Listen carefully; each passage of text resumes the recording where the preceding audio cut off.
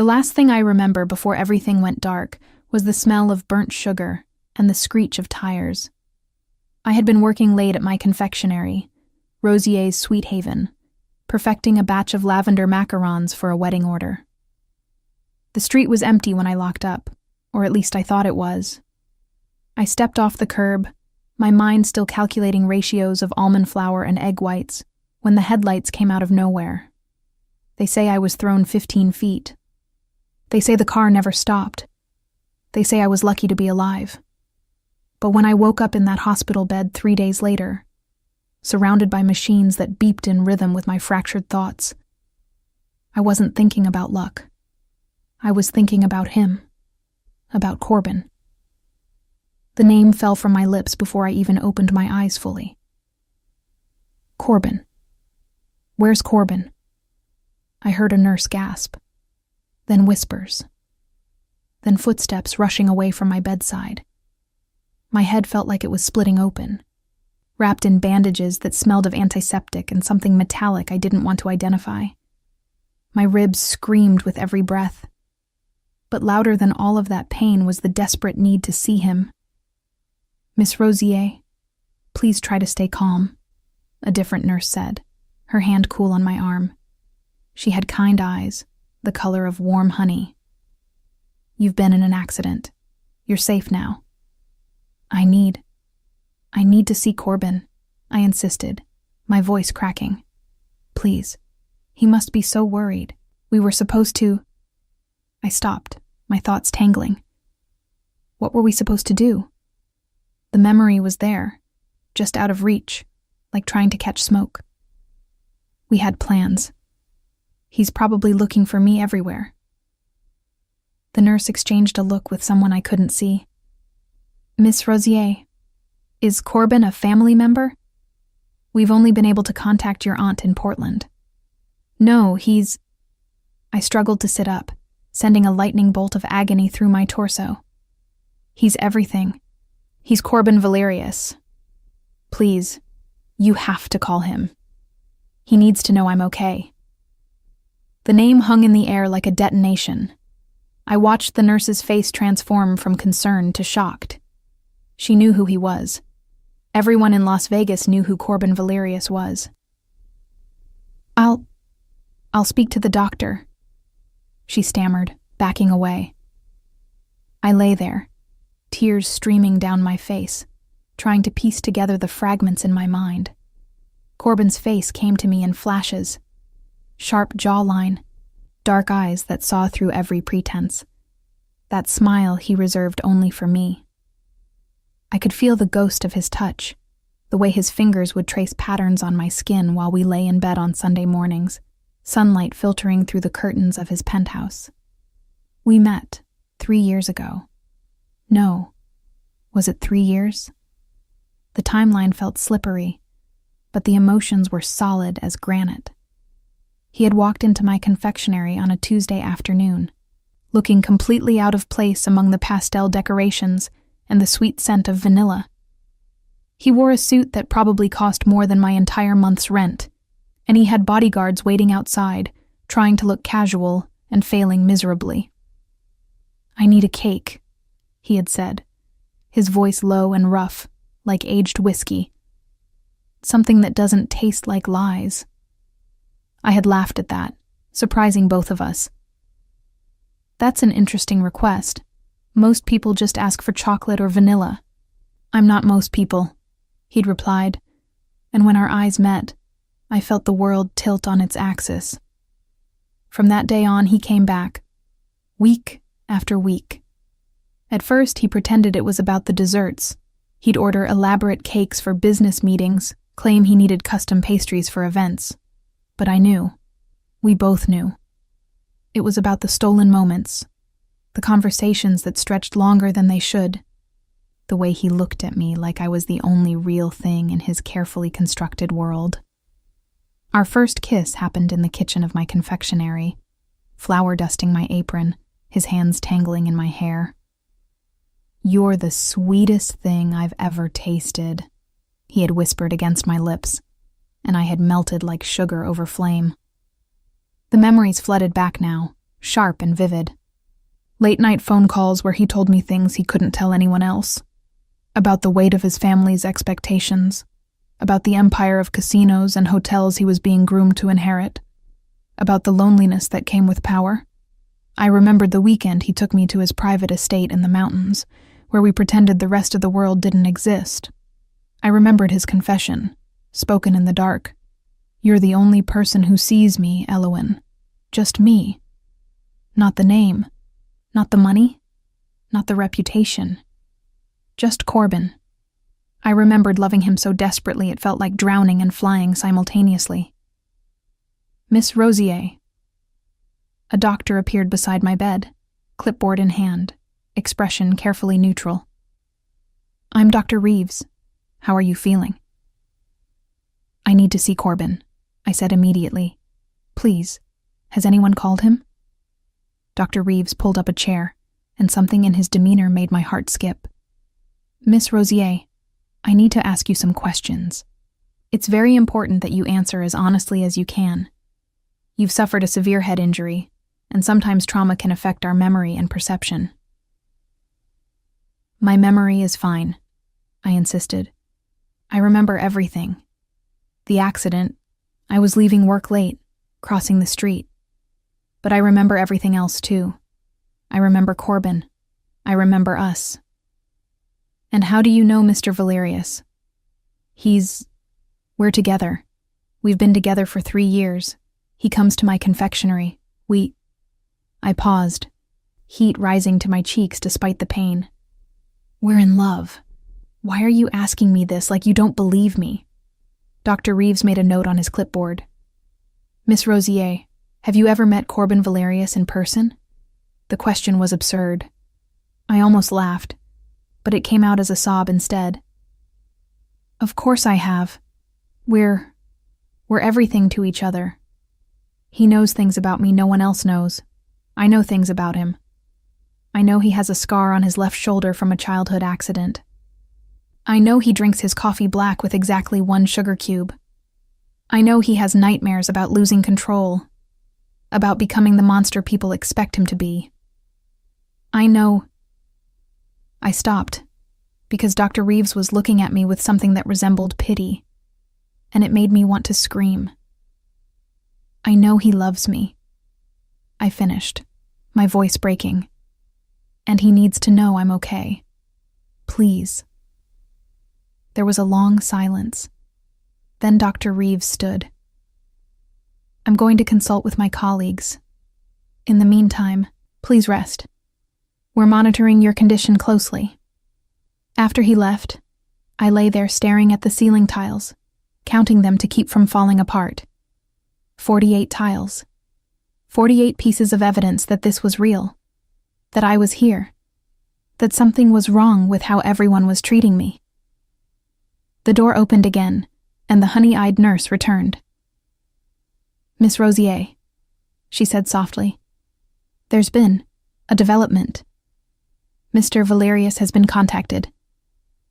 My heart soared. "He's coming? He's here," she said, and her expression was unreadable. "He arrived 20 minutes ago. But Miss Rosier, I need to prepare you." "I don't need preparation," I interrupted, trying again to sit up, ignoring the screaming protests from my battered body. "I need to see him, please." She hesitated, then nodded. "I'll send him in." The seconds that followed felt like hours. I tried to smooth my hospital gown, winced at the tangles I could feel in my hair, wished desperately that I didn't look like I'd been hit by a car. Because I had been, and the absurdity of worrying about my appearance in this moment almost made me laugh. Then the door opened, and Corbin Valerius walked in. He was exactly as I remembered, and somehow even more devastating in person. Tall, broad-shouldered, moving with the kind of controlled power that made people step aside without realizing why. His dark hair was slightly disheveled, like he'd been running his hands through it, a gesture I knew meant he was stressed. He wore a black shirt with the top buttons undone, revealing the hollow of his throat that I had kissed 1,000 times in my memories. but it was his eyes that held me captive. Dark and intense, they swept over me with an expression I couldn't quite read. Concern? Confusion? Something else? "Corbin," I breathed, and tears spilled over again. "You came. I knew you would come." He stood frozen near the door, and for a moment, I thought I saw something flicker across his face. Surprise? Recognition? But then his expression shuddered, became unreadable.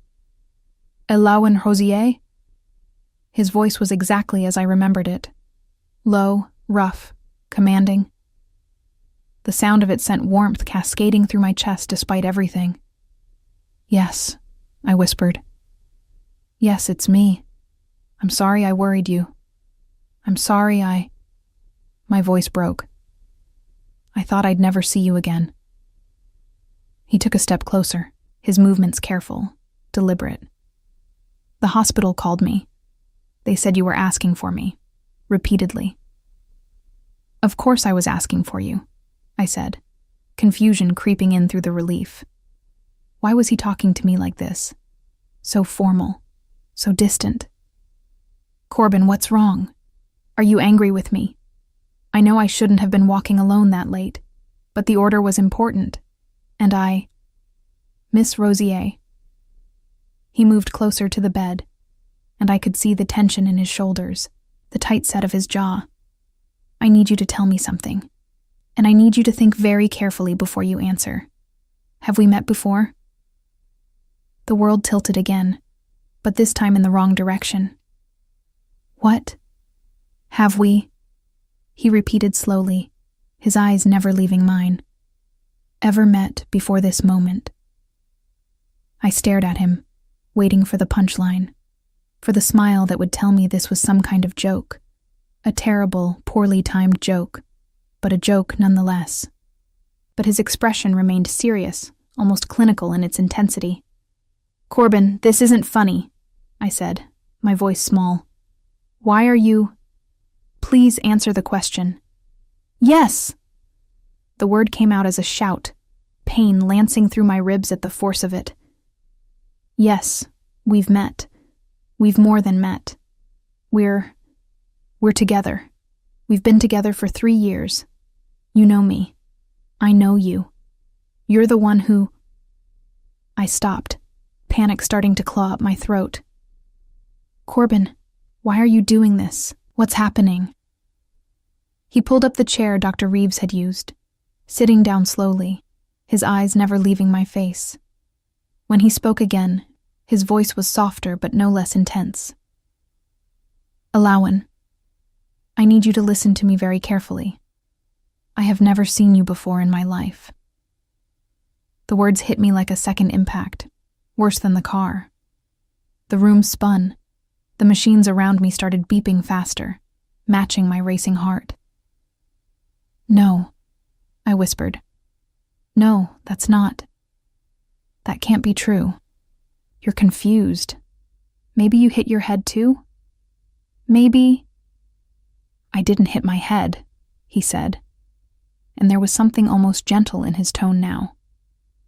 "I received a call from the hospital because my family donated to the neurological wing. They thought I might be able to help since you were asking for me so desperately.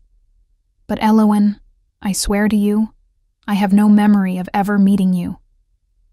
"But that's impossible," I said, tears streaming freely now.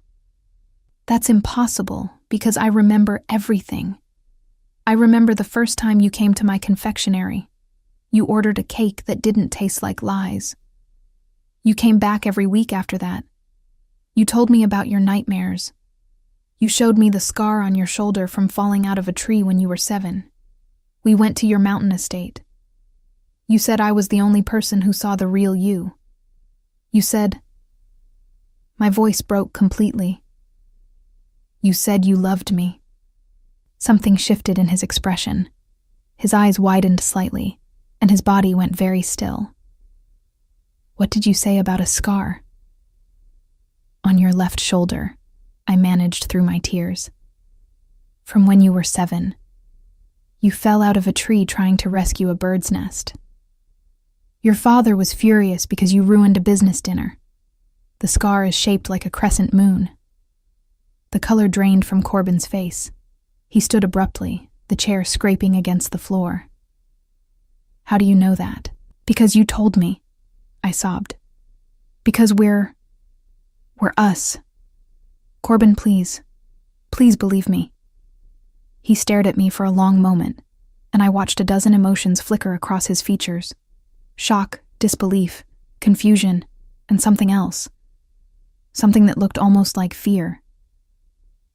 "No one knows about that scar," he said quietly. "No one. I've never told anyone about it. It's not visible unless—" He stopped, his jaw clenching. "How do you know about it?" "I've seen it," I whispered. "I've touched it. I've kissed it. Corbin, I know you, I know—" "What else?" The question came out harsh, demanding. He moved closer to the bed, looming over me now, his intensity almost frightening.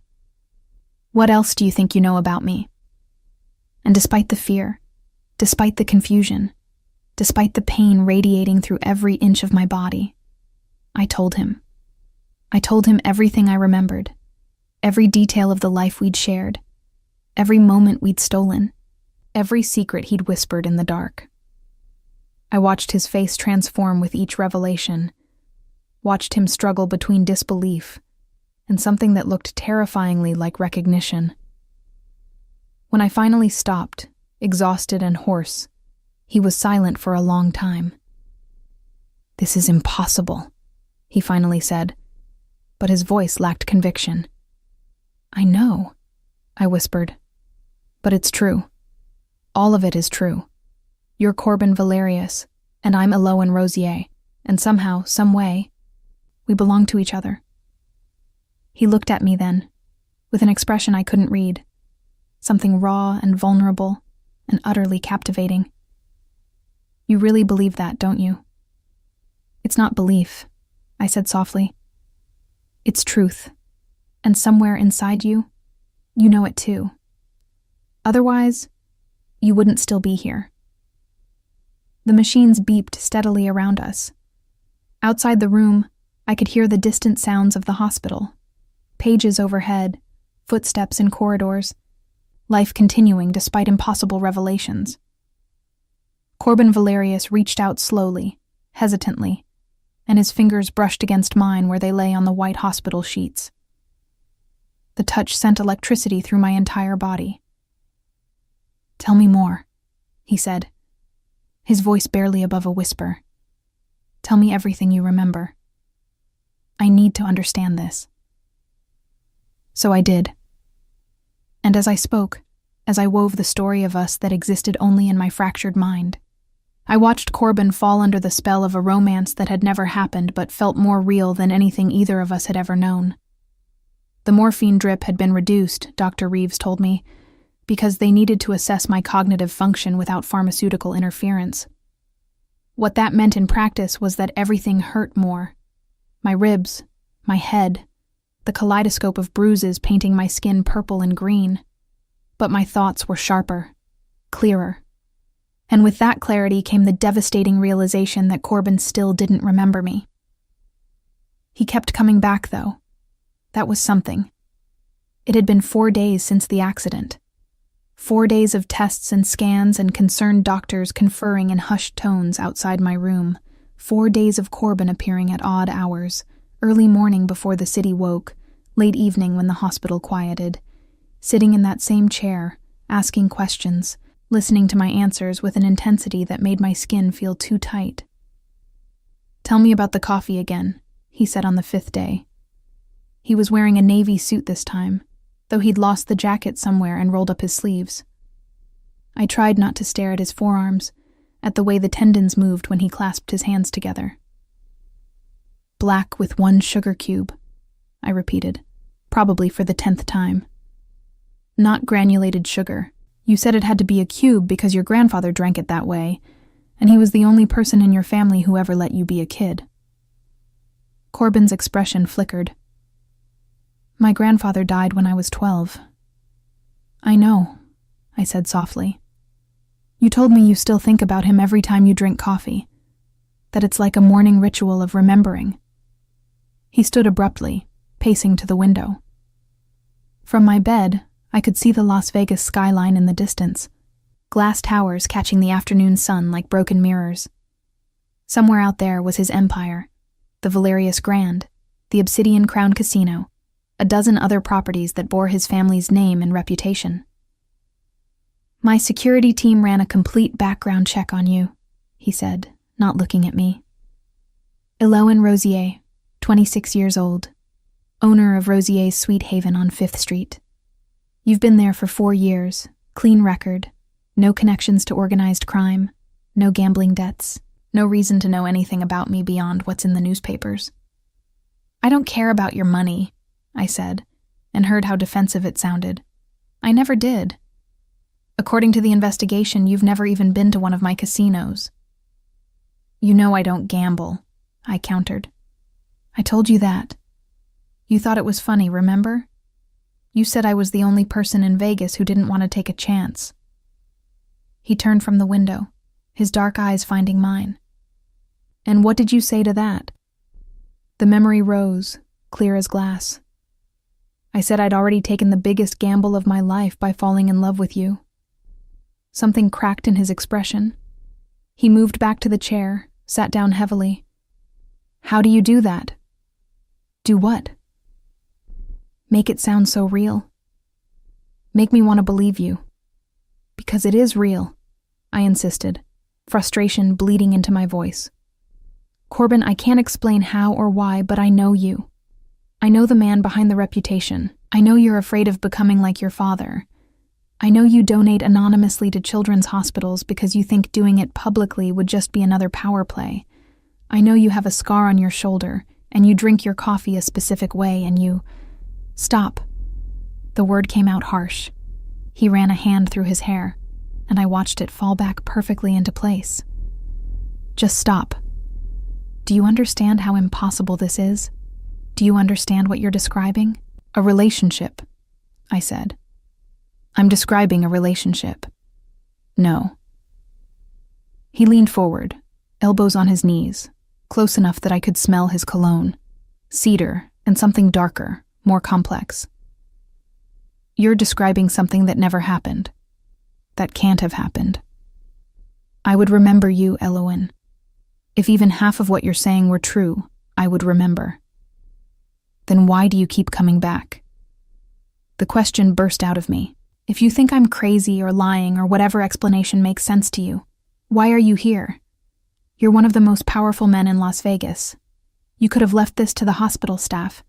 You could have washed your hands of the whole situation. But you keep coming back. He was quiet for a long moment. When he spoke, his voice was low, almost dangerous.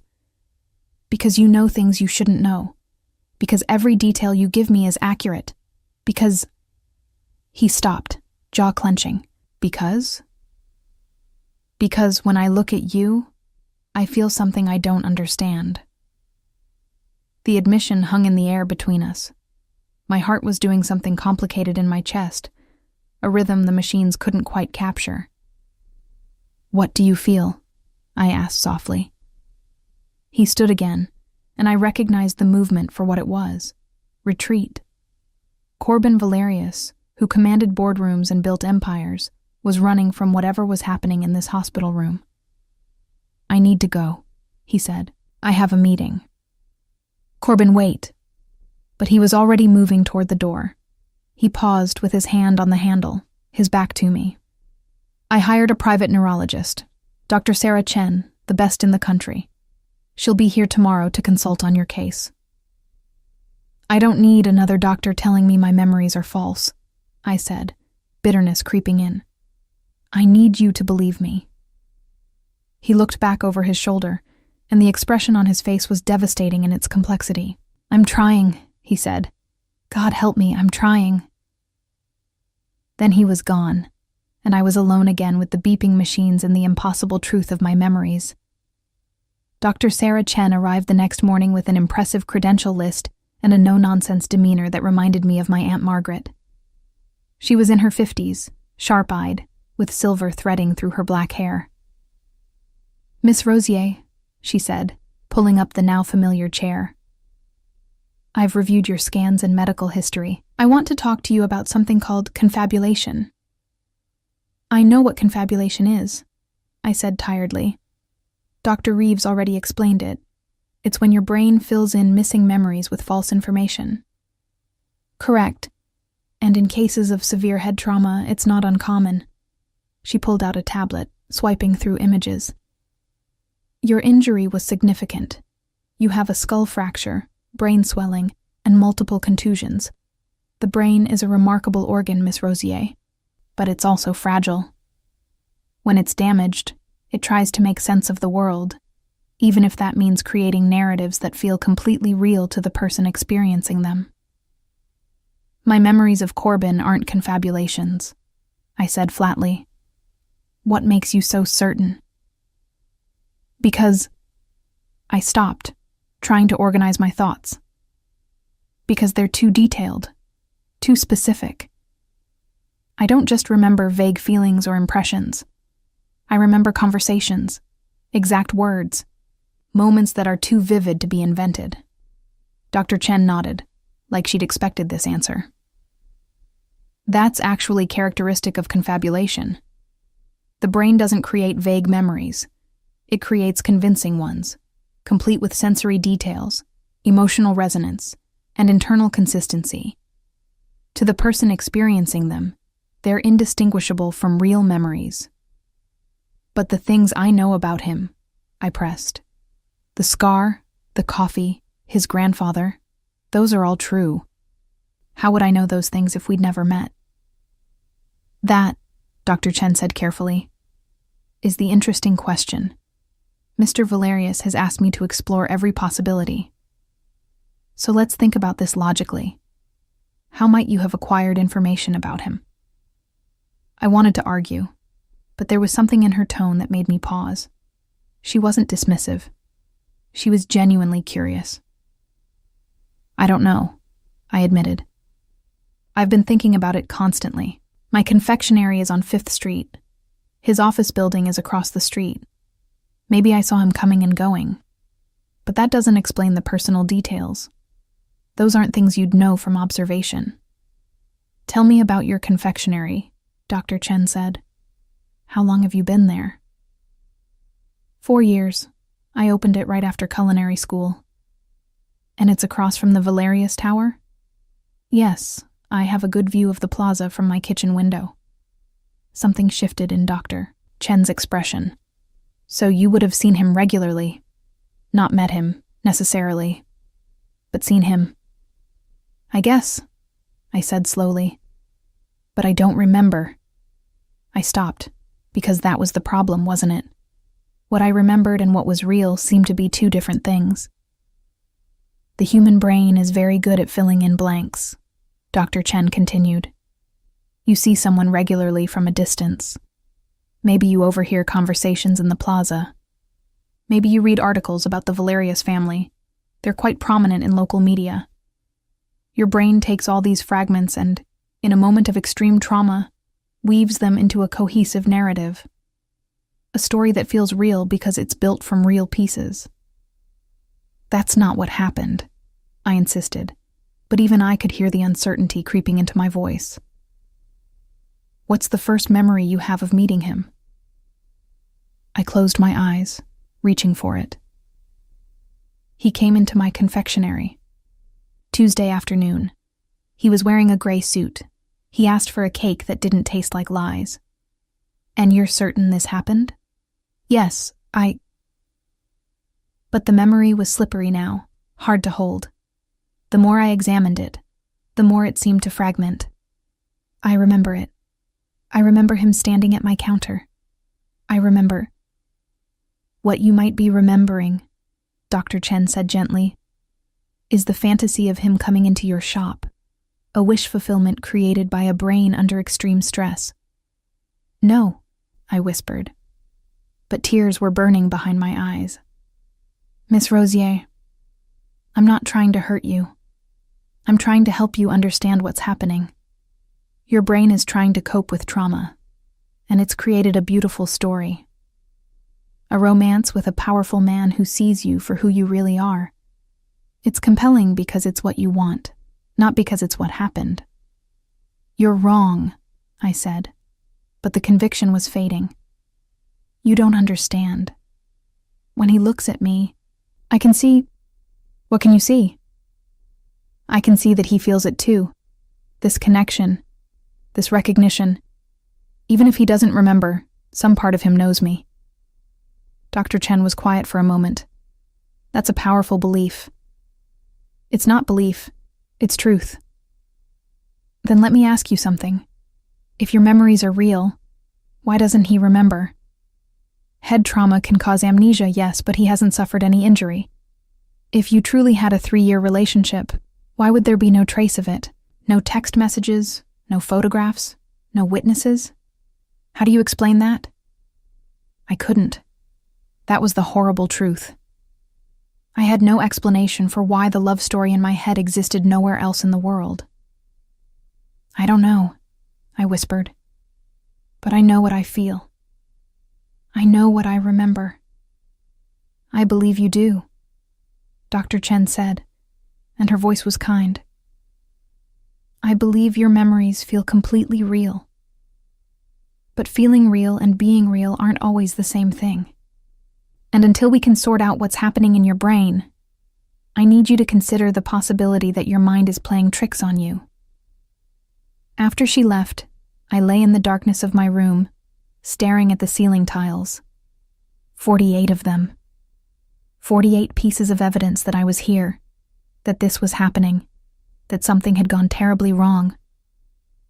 The door opened, and I expected a nurse. Instead, it was Corbin. "You're here late," I said, my voice rough. I wanted to know what Dr. Chen said. She thinks I'm crazy. Confabulation, created memories, trauma-induced fantasy.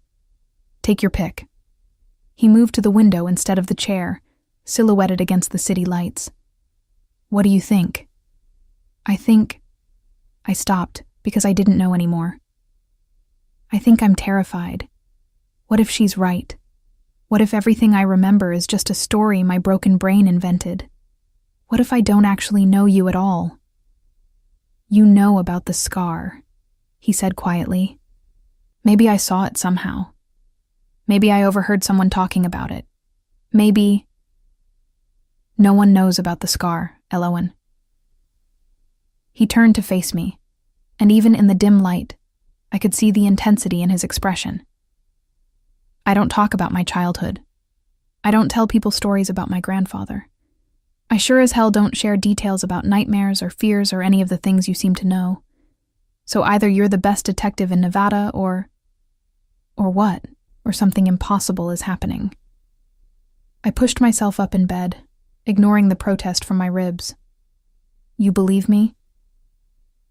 I don't know what I believe, he admitted. But I do know that I can't stop thinking about you.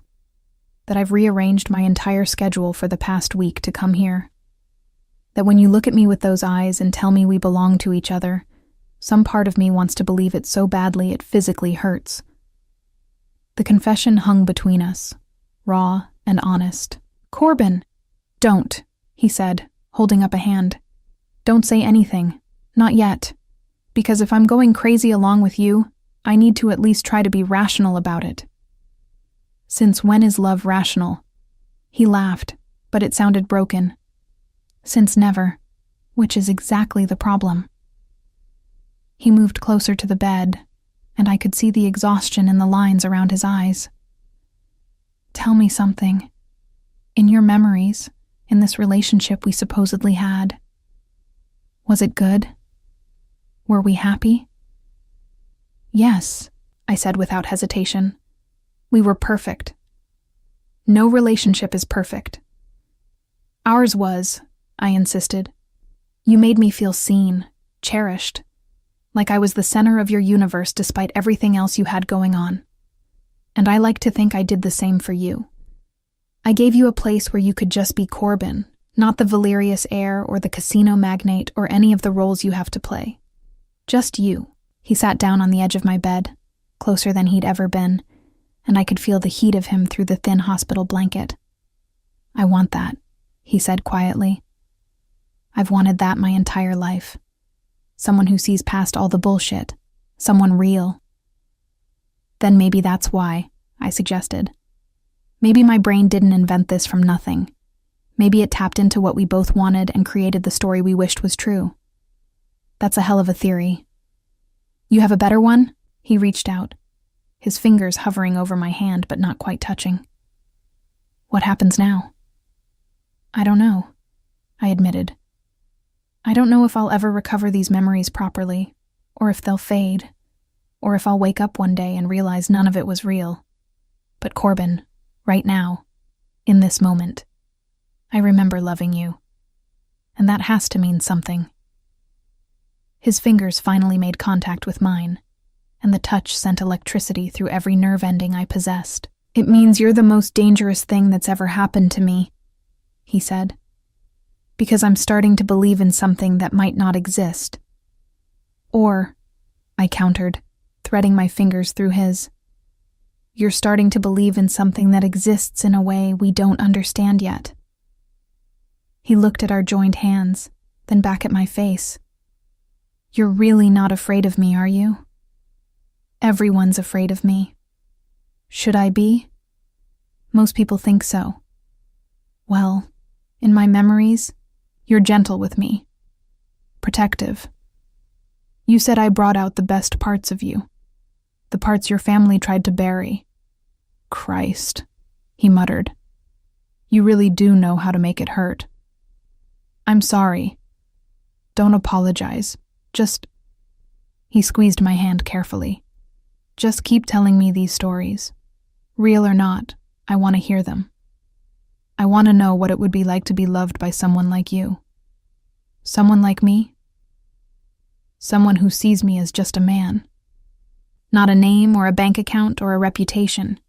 Just Corbin. That's all you've ever been to me," I said softly. "In my memories, you're just the man I love." He stayed there for a long time, sitting on the edge of my bed, holding my hand, and I told him more stories. I told him about the time he showed up at my confectionery in the middle of the night, because he couldn't sleep and needed to be near me. I told him about the weekend at the mountain estate, how we'd cooked together and danced in the kitchen and pretended we were just two ordinary people falling in love. I told him about the way he'd trace patterns on my skin, how he'd whisper secrets in the dark, how he'd look at me like I was something precious. And I watched Corbin Valerius fall in love with the fiction of us, one impossible memory at a time. They moved me out of ICU on day 7, a private room on the top floor, courtesy of the Valerius family's generous donation to the hospital, though everyone was carefully avoiding saying that Corbin himself had arranged it. The view was better here, floor-to-ceiling windows overlooking the strip, and there was a small couch where Corbin had taken to spending his evenings after visiting hours officially ended. No one stopped him. No one would dare. "You don't have to stay every night," I told him on the 10th day, watching him settle into his usual position. Jacket discarded, sleeves rolled up, reading glasses perched on his nose as he worked through documents on his tablet. The glasses were new, or at least new to me. They made him look professorial, softer somehow. "I have work to do anyway," he said without looking up. "Might as well do it here." "Corbin, Elawan, why are you really here?" He set down the tablet, removed the glasses, pinched the bridge of his nose. "Because if I'm at home, I'm thinking about you. If I'm at the office, I'm thinking about you. At least here, I can see that you're okay while I'm thinking about you." My breath caught. "That's the most honest thing you've said to me." "I'm trying to be less of a liar," he said with a wry smile. "Apparently, you prefer men who don't taste like lies." Despite everything, I laughed. The sound surprised both of us. "I can't believe you remember that line. I remember everything you've told me. I have an excellent memory. It's infuriating that I don't remember the actual events you're describing. Dr. Chen says I should be getting better. My scans are improving. They're talking about releasing me in a few days. Something flickered across his face. And then what? Then I go back to my apartment. Back to my confectionery. Back to my life. I hesitated. Without you. That's not necessarily true. Isn't it? What exactly are we doing here, Corbin? You don't believe my memories are real. I'm starting to question them myself. When I'm released, you'll go back to your empire, and I'll go back to making cupcakes. And this will become a strange story we tell ourselves about a week we spent in a hospital room. Is that what you think will happen? I don't know what to think anymore. He stood, moving to the window. The city sprawled below us, all neon and promise and barely concealed desperation. I had my security team pull surveillance footage. I sat up straighter. What? From my office building. From the plaza across from your confectionery. I wanted to see if there was any evidence of us meeting. Any interaction we might have had that could explain your memories. My heart was hammering. And? Nothing. There's footage of me coming and going, obviously. There's footage of you in your shop window sometimes, when the angle's right. But we never interact. We never even seem to notice each other. He turned to face me. Except what? Except you're lying. The accusation hit me like cold water. What are you talking about? He crossed the room in 3 strides, his intensity suddenly filling all the space between us. You told me you didn't remember seeing me before the accident, that the first memory you have is me walking into your shop. But that's not true, is it, Elowen? My mouth went dry. The surveillance footage shows you, over and over again, for the past 2 years, standing at your kitchen window, watching my building, watching me. You track my movements across the plaza. You time your breaks to coincide with when I come and go. You're not just aware of me, Elowen. You're studying me. The world tilted sideways. No, Don't lie to me. His voice was hard now, demanding. I've had enough of lies. Tell me the truth. Have you been watching me? The tears came before I could stop them, hot and shameful. Yes. How long? Since I opened the shop, I whispered. 4 years. I've been watching you for 4 years. He went very still. Why? Because you were beautiful, I said, the words tumbling out now. Because you moved like you owned the world. And maybe you do. Because sometimes I'd see you standing in your office window, and you'd look so alone despite being surrounded by people.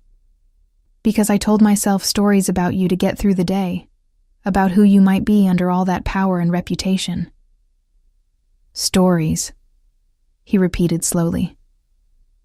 Fantasies, I corrected, my voice breaking.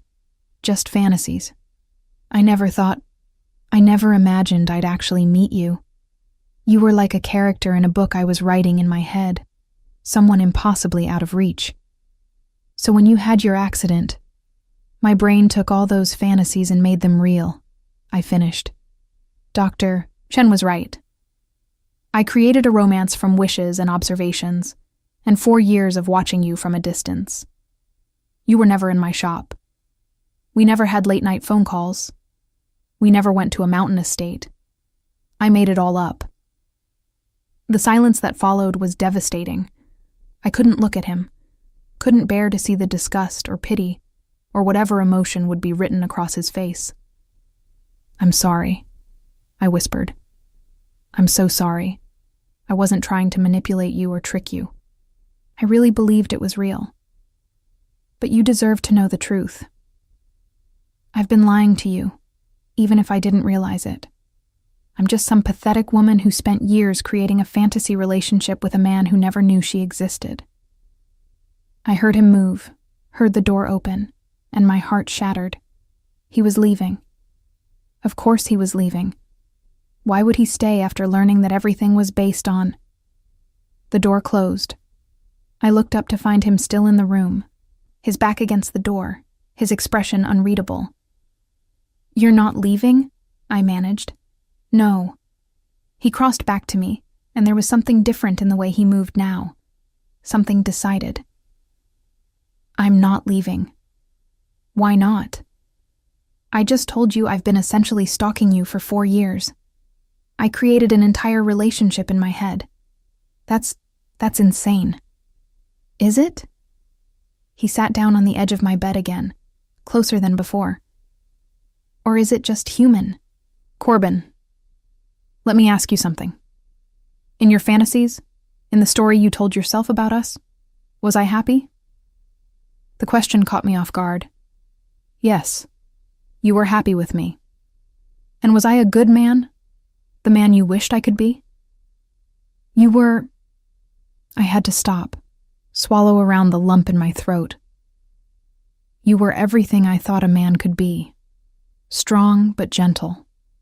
Powerful but kind. You protected the people you loved, and you weren't afraid to be vulnerable with me. The man in your fantasies," he said slowly.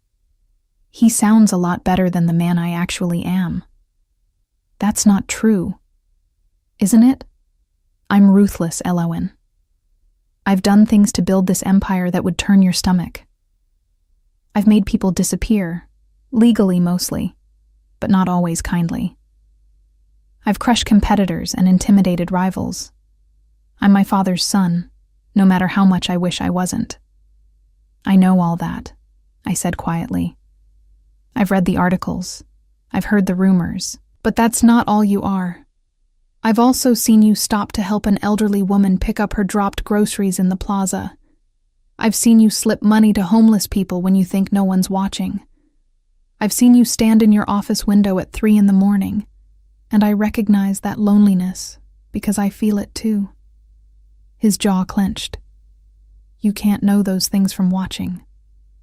"Can't I? I've had 4 years to observe you, Corbin. 4 years of seeing the moments when you think no one's paying attention. The real you, not the reputation." "And you fell in love with that," he said, and it wasn't a question. "Yes." There was no point in denying it anymore. "I fell in love with glimpses and moments, and the man I thought you might be underneath everything else. And when my brain was broken and trying to make sense of the world, it gave me what I wanted most. A reality where you loved me back. That's a hell of a confession. I'm sorry if it makes you uncomfortable. You can leave. You should leave, probably. Forget this ever happened. I'll recover, get back to my life, and I promise I'll stop watching you from my window. What if I don't want you to stop?" I stared at him. "What? What if?" he continued, his voice low and intense. "I don't want you to stop.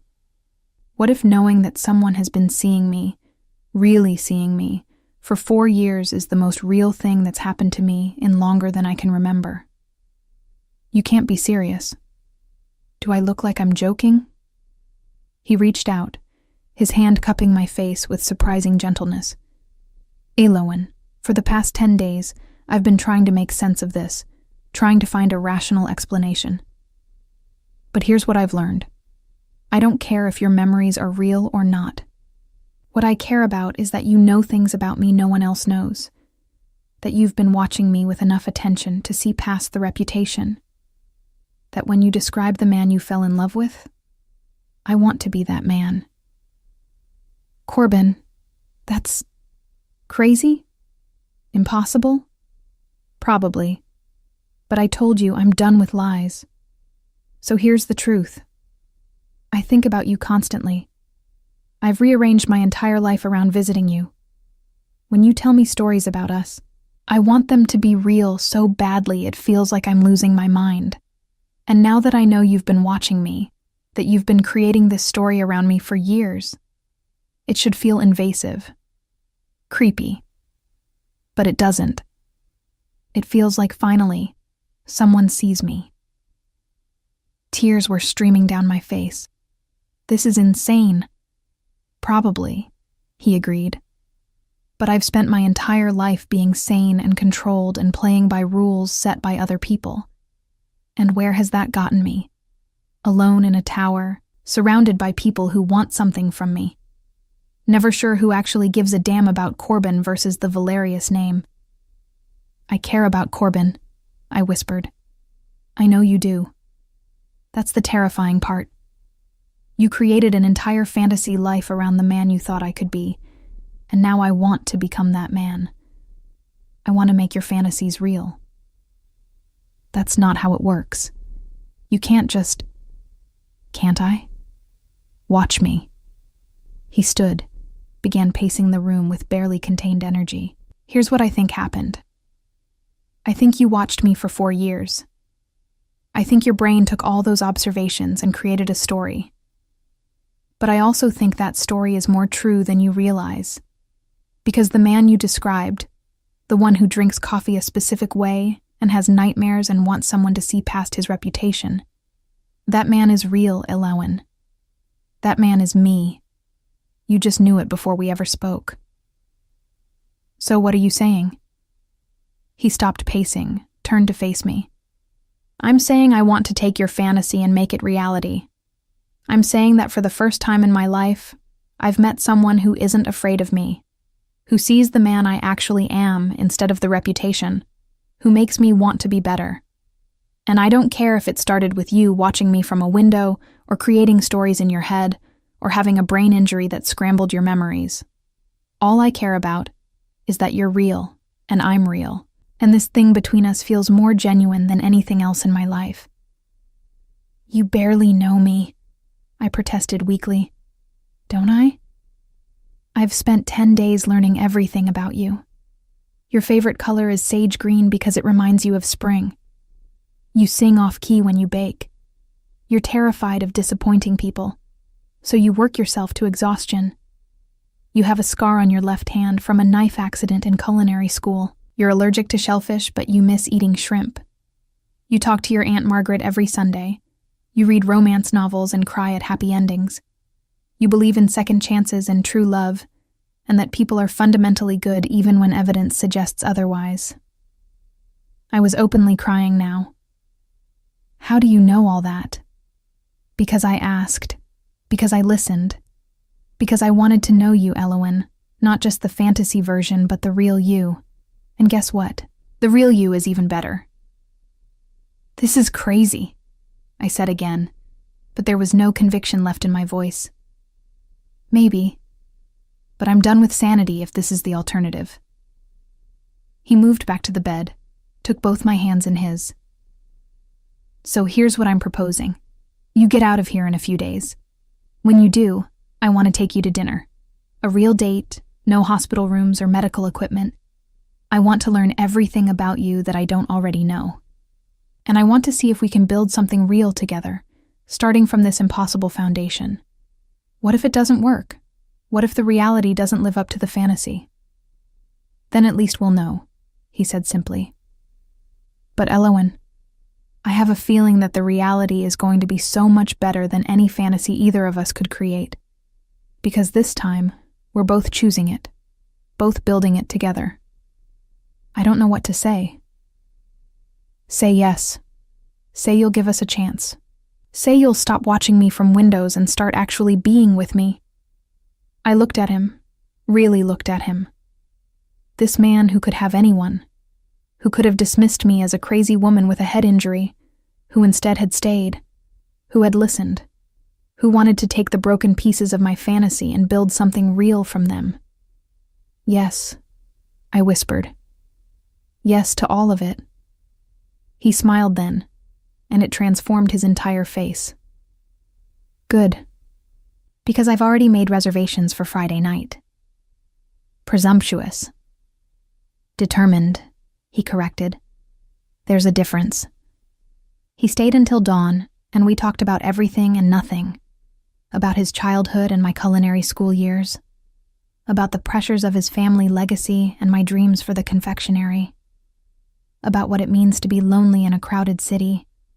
and how sometimes the people we create in our heads are more real than the ones we actually meet. When the sun began to rise, painting the sky in shades of coral and gold, he stood to leave. "Corbin?" I called as he reached the door. "Yes?" "In my fantasy, in my memories, there was one thing I never told you." "What's that?" "You had a scar on your left shoulder, shaped like a crescent moon." He went very still. Then slowly, he unbuttoned the top of his shirt, pulled the collar aside. There, on his left shoulder, was a crescent-shaped scar. "From a tree," I whispered. "You were 7, trying to save a bird's nest. How?" His voice broke. "How did you know that?" "I don't know," I said honestly. "I don't know how I knew, but I did. I do." He stared at me for a long moment, something profound and impossible passing between us. Then he crossed the room in quick strides, leaned down, and kissed my forehead gently. "Friday night," he said. "Be ready." "For what?" "For everything." Then he was gone, leaving me alone with the sunrise and the certainty that somehow, impossibly, my fantasy was becoming real. I was released from the hospital on Thursday afternoon, exactly 13 days after the accident that had cracked open my skull and rebuilt my reality. Corbin sent a car, a black sedan with tinted windows and a driver who called me Miss Rosier, with the kind of respect usually reserved for actual important people. My apartment had been cleaned, my refrigerator stocked, and there was a bouquet of sage green hydrangeas on the kitchen counter with a card that read simply, "Tomorrow, 7 p.m., wear something that makes you feel beautiful. See." My hand shook as I held the card. This was happening. This was actually happening. I spent Friday morning at Rosier's Sweet Haven, which had been closed during my hospital stay. My assistant manager, Caroline, had kept things running remotely, fulfilling existing orders and rescheduling new ones. But the shop felt cold and empty, without the usual warmth of ovens and the scent of vanilla. "You sure you should be back already?" Caroline asked, eyeing the fading bruises on my face with concern. "The doctor said you need rest." "I need to bake," I corrected, tying on my apron. "I need to remember who I am when I'm not in a hospital bed. Who I am." That was the question, wasn't it? Was I Elowen Rosier, the confectionery owner who spent 4 years watching a man from her window and building fantasies around him? Or was I something else, something stranger? A woman whose broken brain had somehow known things it shouldn't. I started with lavender macarons, the same ones I'd been perfecting the night of the accident. The familiar motions soothed me, sifting almond flour, whipping egg whites to stiff peaks, the precise fold of the macaronage. This I knew. This I understood. "So," Caroline said carefully, working on cake decorations beside me, "I heard Corbin Valerius visited you, multiple times." I nearly dropped the piping bag. "How did you—" "Elowen, this is Vegas. Nothing stays secret, especially when it involves him." She glanced at me sideways. "Want to tell me what that's about? Would you believe me if I said I don't entirely know? Try me." So I did. Not the whole truth. Some things were too strange to speak aloud, but enough. That I'd been saying his name in the hospital, that he'd come, that we'd talked, and somehow, impossibly, were going on a date tonight. Caroline set down her piping bag with more force than necessary. "Are you serious?" "Unfortunately, yes." "Elowen." She turned to face me fully. "Do you understand who he is? What he is? The Valerius family doesn't do casual. They don't do normal. They sure as hell don't date confectionery shop owners unless there's an angle." "I know it sounds crazy. It sounds dangerous," she interrupted. "I'm serious. These aren't good people.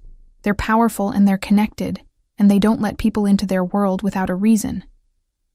What if the reason is that he likes me? Then I'm worried about what happens when he stops." Her concern was valid. I knew it was valid. But standing there in my kitchen, with the macarons beginning to form their characteristic feet in the oven, I couldn't bring myself to care about the sensible objections. "I have to try," I said quietly. "Even if it crashes and burns, even if I'm setting myself up for heartbreak, I have to know if this is real." Caroline sighed. "Just promise me you'll be careful. And text me every hour tonight so I know you're okay." "I promise." The macarons came out perfect, crispy shells with soft, slightly chewy centers. I filled them with lavender buttercream and set them aside in a box. If I was going to dinner with Corbin Valerius, I was bringing dessert. 7 p.m. arrived with the kind of speed that suggested time itself had a sense of drama. I stood in front of my closet for 30 minutes, trying on and discarding outfits. Too casual, too formal, too desperate, not enough effort. I finally settled on a sage green dress that Caroline had convinced me to buy last spring, and that I'd never had occasion to wear. It was simple but elegant, the kind of thing that wouldn't look out of place in a nice restaurant, but also didn't scream trying too hard. I left my hair down in soft waves, kept my makeup natural, and tried not to think about how this was possibly the most terrifying thing I'd ever done. The knock on my door came at exactly 7 p.m. Punctual. Of course he was punctual. I opened the door and temporarily forgot how to breathe. Corbin stood in the hallway wearing black slacks and a charcoal button-down with the sleeves rolled to his forearms. No tie, top button undone. Just formal enough to be respectful, but casual enough to suggest this wasn't a business meeting. His hair was slightly tousled, like he'd been running his hands through it, and when his eyes met mine, I watched something shift in his expression. "You're beautiful," he said, and it didn't sound like a line. It sounded like an observation. "You're not so bad yourself," I managed, then held up the box I'd been clutching. "I brought dessert." He smiled, and it was the same smile from the hospital, the real one, not the polished public version. "Of course you did. What kind?" "Lavender macarons. They're your specialty," he finished. "I know. I looked up reviews of your shop. Everyone raves about them." "You researched my confectionery?" "I researched everything about you. Seemed only fair since you've been researching me for 4 years." There was amusement in his voice, not accusation. "That's never going to stop being embarrassing, is it?" "Probably not, but I find it charming." He offered his arm, and I took it, trying to ignore how right it felt to have my hand in the crook of his elbow. We took the elevator down in silence, a comfortable quiet that suggested we'd moved past the need to fill every moment with words. The car was waiting outside, the same black sedan from yesterday. The driver opened the door, and Corbin guided me inside with a hand at the small of my back. The touch sent electricity up my spine. "Where are we going?" I asked as we pulled into traffic. "Somewhere we can actually talk without being interrupted or photographed. I promised you dinner, not a media spectacle." We drove past the Strip, past the glittering excess of the tourist zones, into the residential areas that most visitors never saw. The landscape shifted from neon to subtle elegance, houses giving way to estates, estates giving way to desert and darkness. "Corbin, where? Trust me?" It was a loaded question. Did I trust him? This man I'd watched for 4 years but never met. This man whose reputation was built on ruthlessness and power. This man who had somehow made me feel seen in ways I'd never experienced. "Yes," I said, and meant it. We pulled up to a gate that opened automatically, revealing a long driveway that wound through manicured desert landscaping.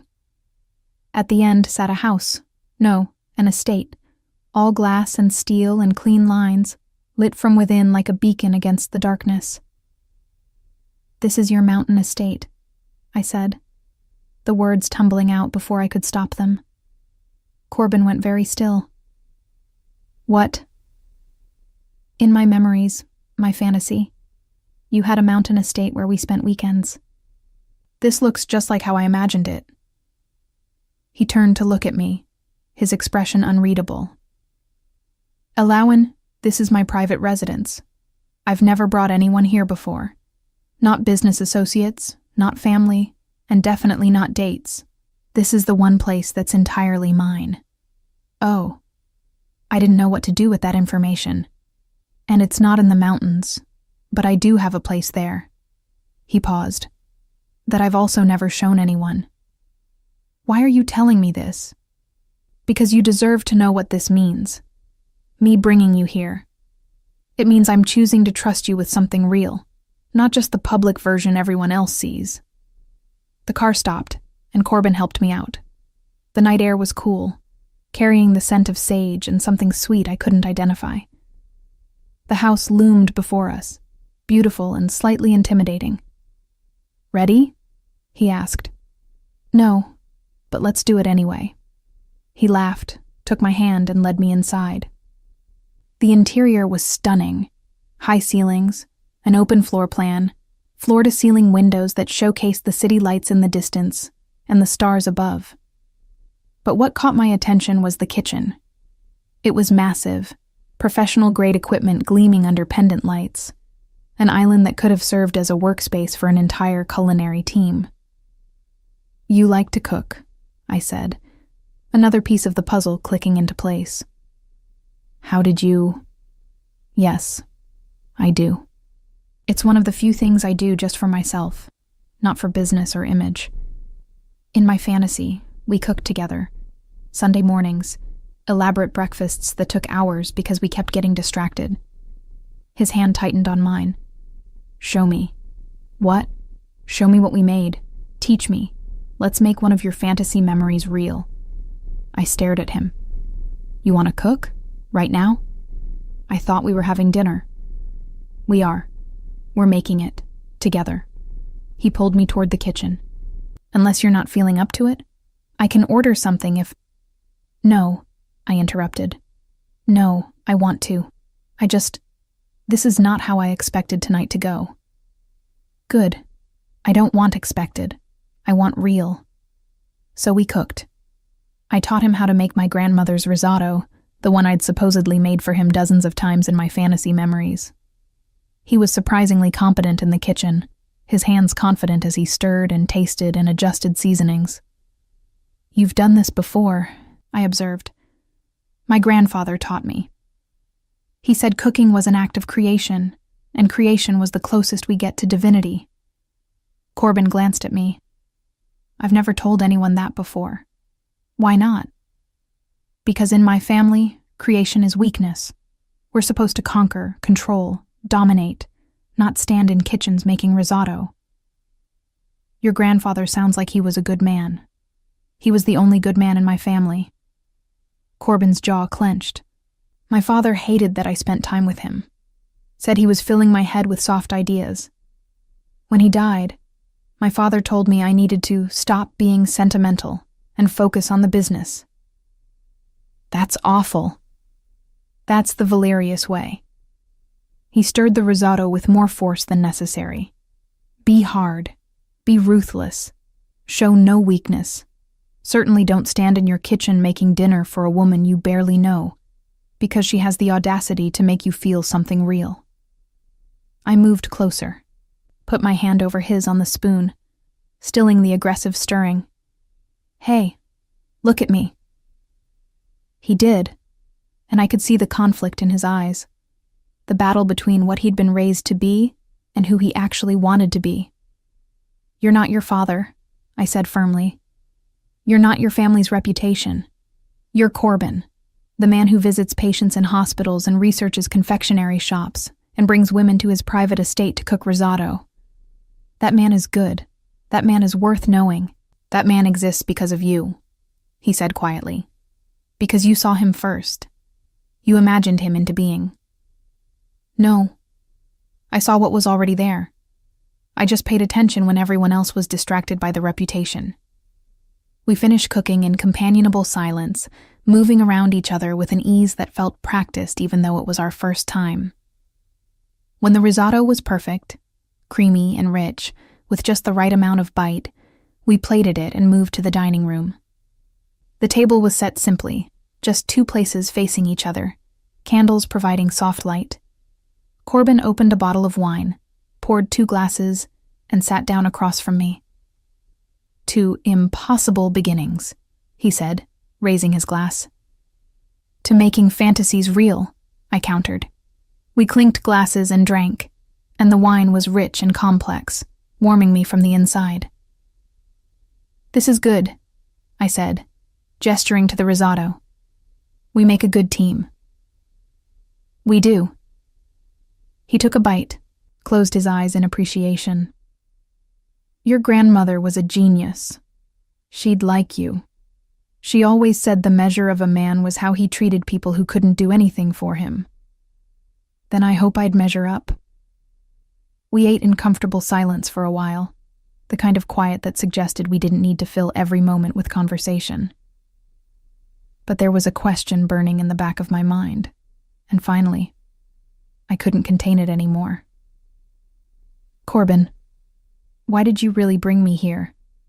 To your private space, where you've never brought anyone. This has to mean something." He set down his fork, leaned back in his chair. "Do you want the honest answer or the safe one?" "Always honest." "Then here it is. I brought you here because for the first time in my life, I want to be known.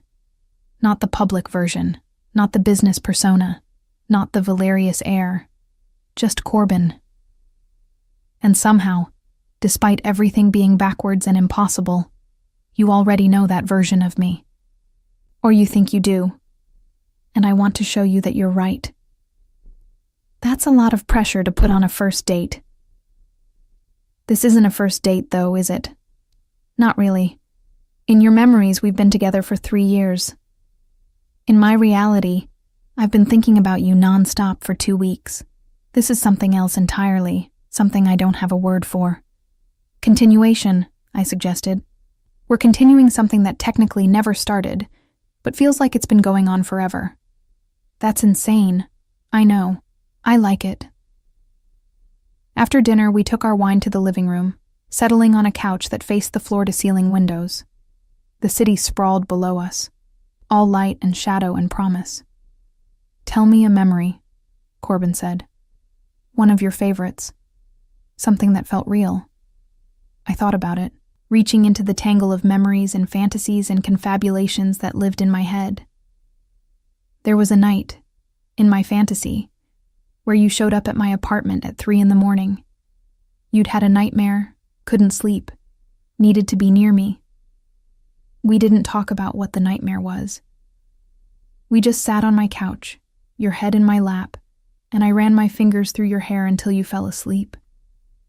You told me later it was the best sleep you'd had in years. His expression softened. What was I wearing? The question surprised me. What? In the memory, what was I wearing? I closed my eyes, reaching for the detail. A black t-shirt and gray sweatpants. You looked... I stopped, heat rising to my cheeks. I looked what? Less intimidating, more human, like someone I could hold while they were vulnerable. When I opened my eyes, he was staring at me with an intensity that made my breath catch.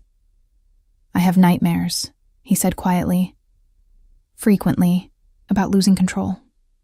About becoming my father. About being alone in this empire I'm building. I've never told anyone. I've never let anyone see me like that. But you want to. With you? Yes. God help me. Yes." He reached out, took my hand, threaded our fingers together. The touch was becoming familiar now, expected. Right. "Elowen, I need to tell you something. About why I really believe you. Why I'm willing to make this insane leap." "Okay. You knew about the scar. The exact details of how I got it, what happened afterward. That information exists nowhere. Not in medical records, not in family stories, nowhere. The only person who knew was my grandfather, and he's been dead for 22 years. There's no rational explanation for how you could know that. So you think, what? That my fantasy somehow tapped into something real?" I think, he said slowly, that maybe you've been seeing me more clearly than I've been seeing myself. That maybe your brain didn't invent these details. It observed them. Not the scar itself, but the trauma that created it. The man who carries that kind of history. That's not possible. Neither is any of this. But here we are. We sat in silence for a while, hands linked, watching the city below. Finally, I worked up the courage to ask the question that had been haunting me. What happens when my memories fully return? When my brain finally separates fantasy from reality and I realize that none of it was real? Then we start over, he said simply. We take what's real, right now, this moment, this feeling, and we build from there. No fantasy, no false memories, just two people choosing each other. What if the real me is disappointing? He laughed, pulled me closer until I was tucked against his side. Elowen, you watched me for 4 years from a window and built an entire love story in your head. You're many things, but disappointing isn't one of them. That's stalker behavior. It's romantic behavior. There's a difference. Said like someone who's never been stalked. Said like someone who's never been truly seen before. I tilted my head back to look at him. You're serious about this. About us. Deadly serious. Which terrifies me for the record. I don't do serious. I don't do vulnerable. I sure as hell don't bring women to my private estate and cook them dinner and tell them things I've never told anyone. But with you, I can't seem to help myself. Why?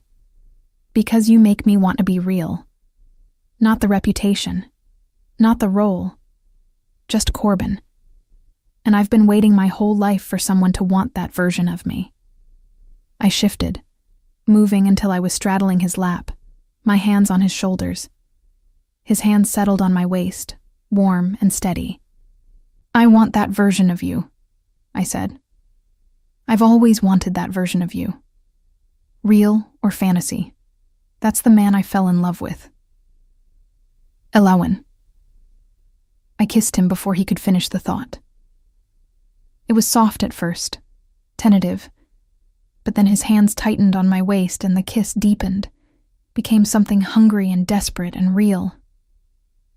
When we finally broke apart, both breathing hard, he rested his forehead against mine. Stay, he whispered. Tonight. Not like that. Just stay. Let me fall asleep with you here. Let me see if it's as good as your fantasy memory. Corbin, please. So I stayed. We moved to his bedroom, all clean lines and muted colors, and I borrowed one of his t-shirts while he changed into sweatpants. We lay down together, my head on his chest, his fingers running through my hair in soothing patterns. This is nice, he murmured, already half asleep. You were right. This is perfect. I smiled against his chest, listening to his heartbeat slow as he drifted off. And as I lay there, in the arms of a man I'd loved from a distance for 4 years and up close for 2 weeks, I realized something. It didn't matter if my memories were real or fantasy. This moment was real, and that was enough. I woke to sunlight streaming through floor-to-ceiling windows and the smell of coffee. For a moment, I was disoriented. This wasn't my apartment, wasn't the hospital. And then memory flooded back. Corbin's estate, the dinner we'd cooked together, falling asleep in his arms. I sat up, running my hands through my tangled hair, and noticed he wasn't in bed. Following the coffee scent, I found him in the kitchen, wearing those same gray sweatpants from my fantasy memory and no shirt, his back to me as he worked at the espresso machine. You're awake, he said without turning around. How do you take your coffee? How did you know I was awake? Your breathing changed. He turned, holding 2 cups, and smiled. I'm a light sleeper. Comes with the territory. The territory of organized crime. the territory of being a Valerius. Same thing, different PR. He handed me a cup, black with one sugar cube already dissolving. Like this, right? Or am I assuming based on fantasy memories? I took a sip. Perfect. You're assuming correctly. Good, because I ordered these sugar cubes specifically. Apparently, I'm particular about my coffee. You are in my memories. Then let's make it real. He gestured to the kitchen island where ingredients were laid out. Sunday morning elaborate breakfast that takes hours because we keep getting distracted. That was in one of your memories, right? You can't be serious. Why not? I don't have anywhere to be. Do you? I thought about the confectionery, about Caroline probably worrying about me, about the dozen sensible reasons I should go home. Then I looked at Corbin, standing in his kitchen in sweatpants with coffee in hand, offering to make a fantasy memory real. And I couldn't think of a single good reason to leave. I should text my assistant manager so she doesn't file a missing person report. Already done. I had my security team send her a message that you're safe and will be in touch later. You had your security team. I wasn't going to let her worry. Plus, she threatened to call the police if she didn't hear from you by 9 a.m. Very protective, that one. Despite everything, I laughed. Caroline takes her job seriously. As she should. You're worth protecting. The compliment landed softly, settling into my chest. We spent the next 3 hours making breakfast. French toast with lavender cream, scrambled eggs with fresh herbs, bacon that filled the house with its rich scent. And Corbin was right. We did keep getting distracted. A kiss while waiting for the toast to soak. A conversation about childhood favorite foods.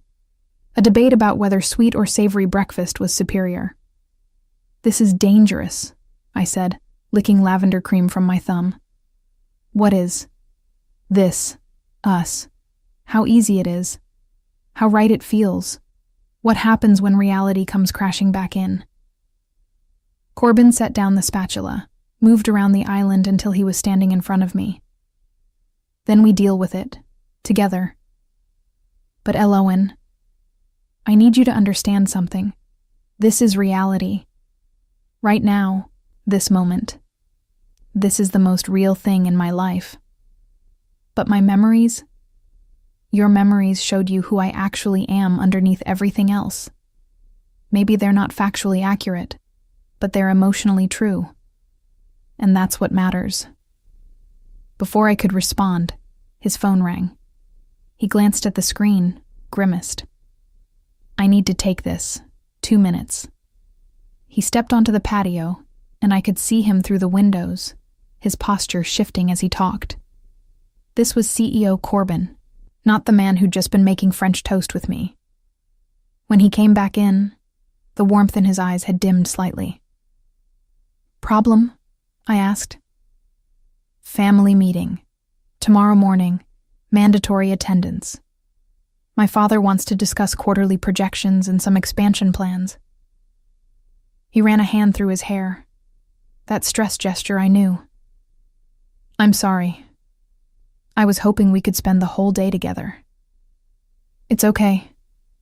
You have responsibilities. That doesn't mean I want them. He pulled me close, rested his chin on top of my head. Come with me. What? To the meeting. Come with me. Corbin, I can't. That's family business. I'm not. Come anyway. I want you there. I want my family to meet you. Are you sure that's a good idea? We've known each other for 2 weeks. Well, I've known you for 4 years, but you've known me for 2 weeks. And I'm not sure your family is going to appreciate. I don't care what they appreciate, he interrupted. I care what I want, and I want you there. Say yes. This is insane. That seems to be our thing. Say yes, Elowen. Yes, I whispered. Okay. Yes. The Valerius family met in a conference room at the top of the Obsidian Crown Casino, a space that probably cost more to furnish than my entire building. I wore one of Caroline's borrowed dresses. She'd dropped it off at my apartment with a note that said, "Don't make me regret trusting him," and felt catastrophically out of place. Corbin's hand was steady on my back as we entered. The room went silent.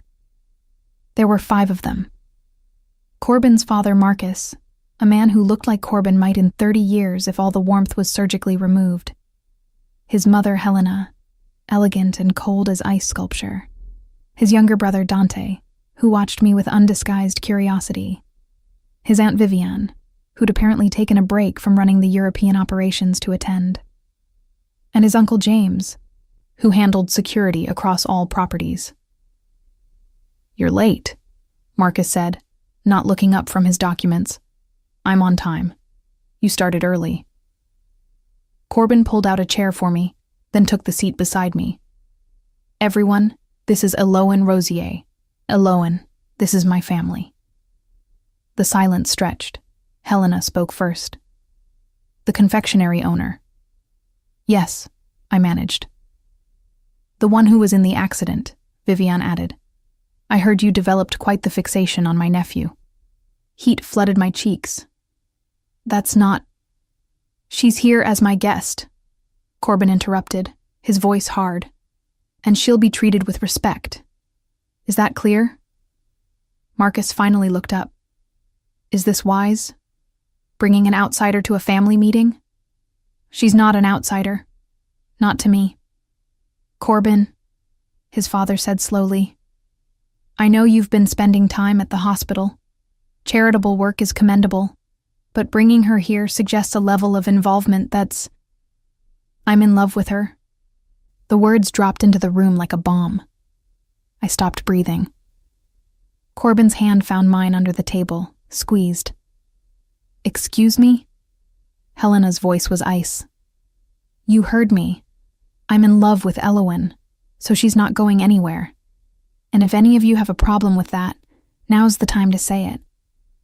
Dante laughed, surprising everyone. "Holy shit, he actually said it. I didn't think you had it in you, brother." "Dante," Marcus warned. "No, this is fantastic.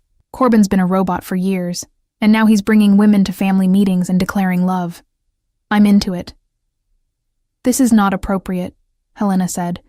"Corbin, we need to discuss this privately." "No." Corbin stood, pulling me up with him. "We don't. I'm telling you all right now. Eloane is part of my life. She's important to me. And this family will treat her accordingly. Or they'll lose me. Those are the options." "You can't be serious," Marcus said, standing as well. "You'd throw away your position, your responsibilities, your inheritance over a woman you met 2 weeks ago?" "In a heartbeat. Because for the first time in my life, I'm choosing what I want over what's expected.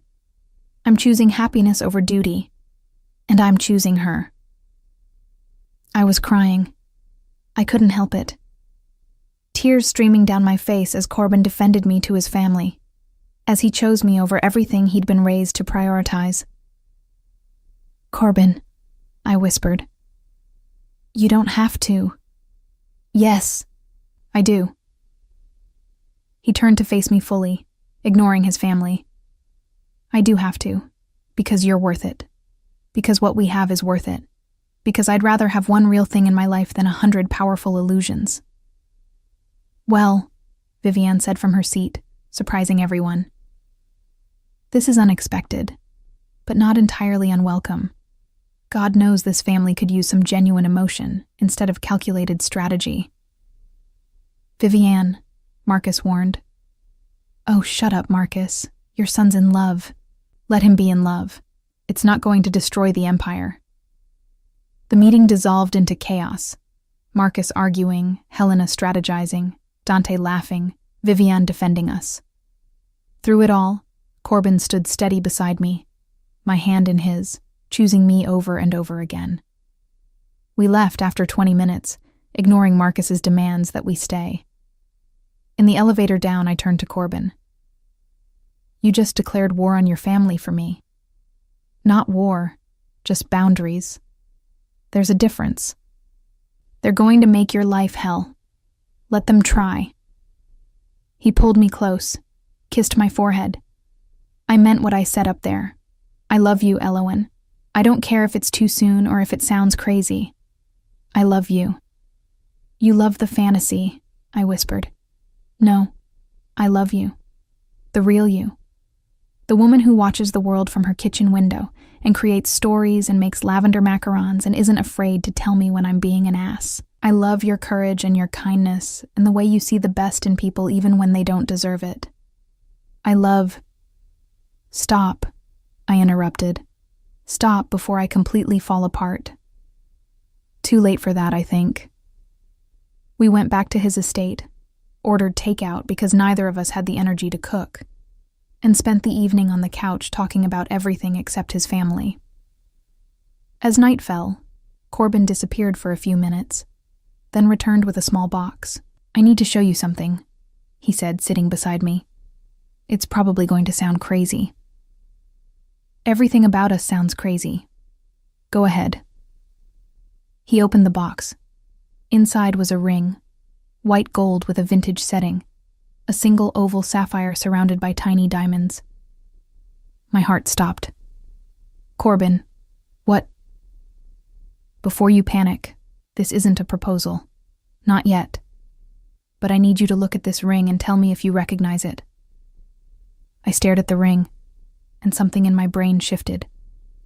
Clicked. In my memories, I whispered.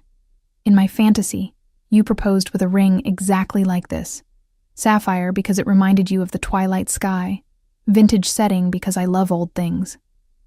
How do you have this? Because, he said quietly, it's my grandmother's engagement ring. The only piece of jewelry my grandfather ever bought her. He gave it to me before he died. Told me to save it for when I found someone who made me want to be better. But I described this ring to the doctors. Before I ever saw you. They have it in their notes. I know. I read the report. And there's no rational explanation for how you could know what my grandmother's ring looks like. It's been in a safe deposit box for 20 years. No photos, no descriptions, nothing public. So what does this mean? I don't know. Maybe your brain tapped into something impossible.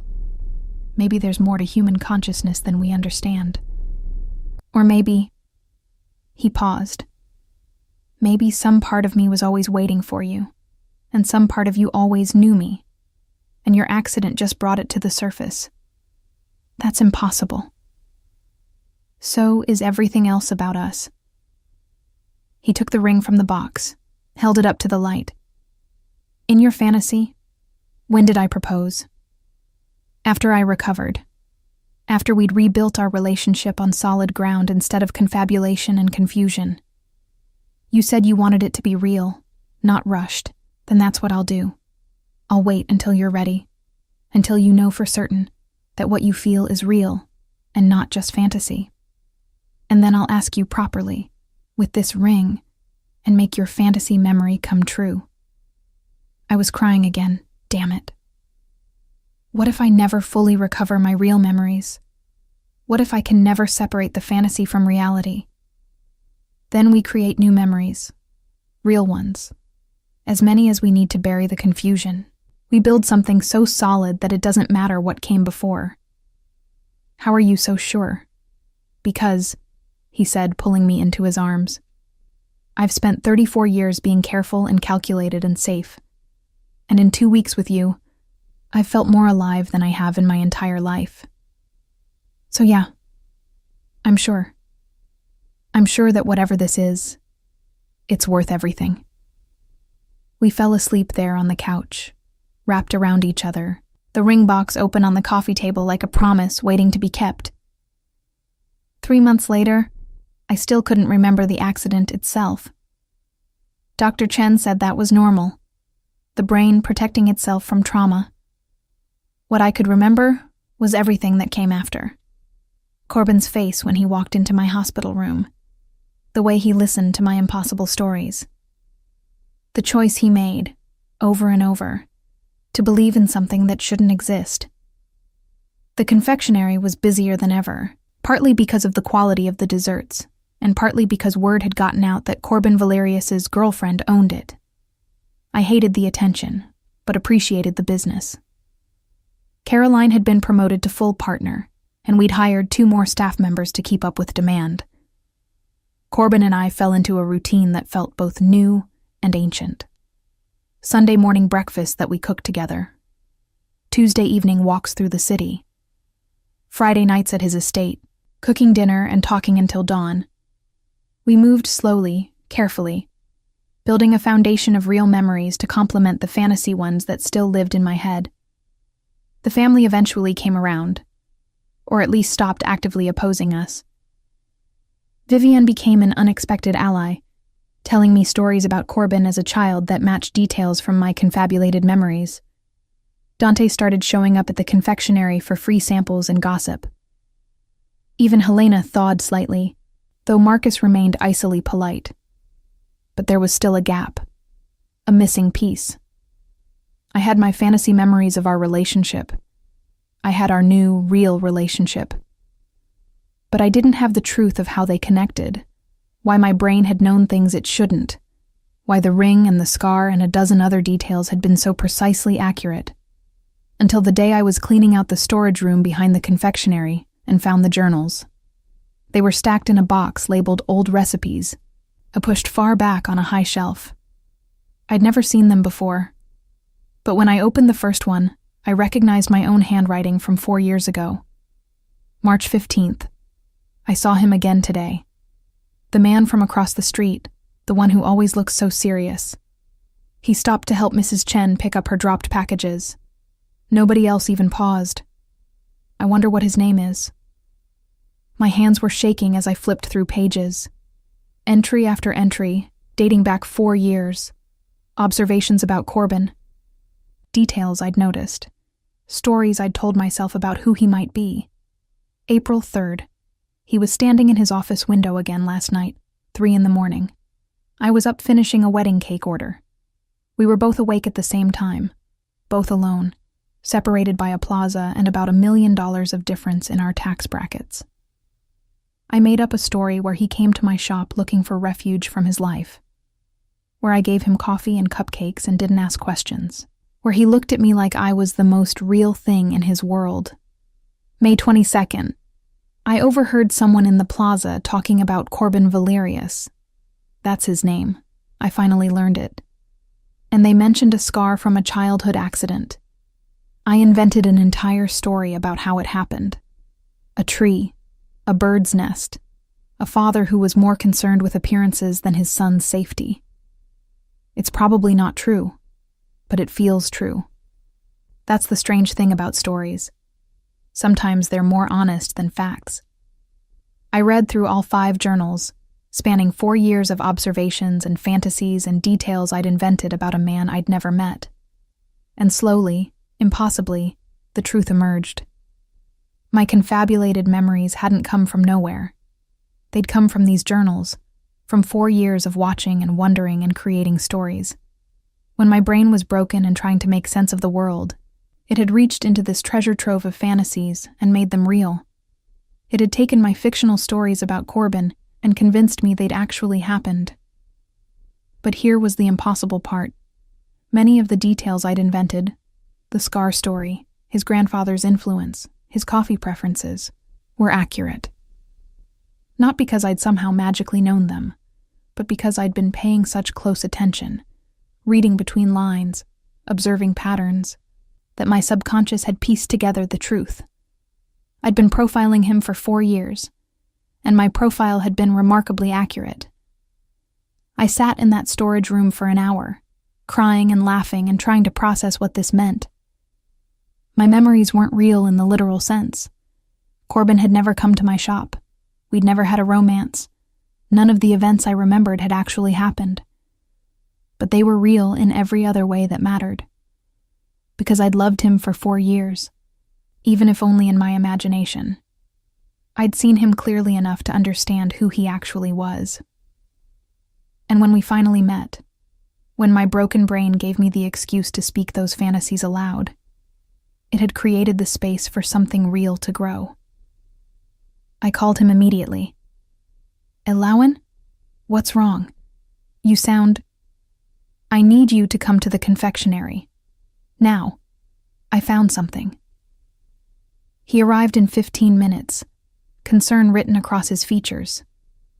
I led him to the storage room, showed him the journals, watched his face as he read entry after entry. "You were writing about me," he said finally. "For 4 years, you were writing stories about me." "Yes. And when I had the accident, my brain took all these stories and made them real. It wasn't magic or impossible consciousness or anything supernatural. It was just 4 years of observation compressed into what felt like memories. But the details you got right. I got right because I was paying attention. Really paying attention. I was studying you, Corbin, trying to understand who you were underneath everything else. And apparently I'm a pretty good judge of character." He set down the journal, looked at me with an expression I couldn't quite read. "So it was all fantasy?" "Yes. None of it ever happened. No. We never had a relationship before the accident. No, we didn't. I waited for disappointment, for the magic to shatter, for him to realize that everything had been based on fiction. Instead, he smiled. Thank God." "What?"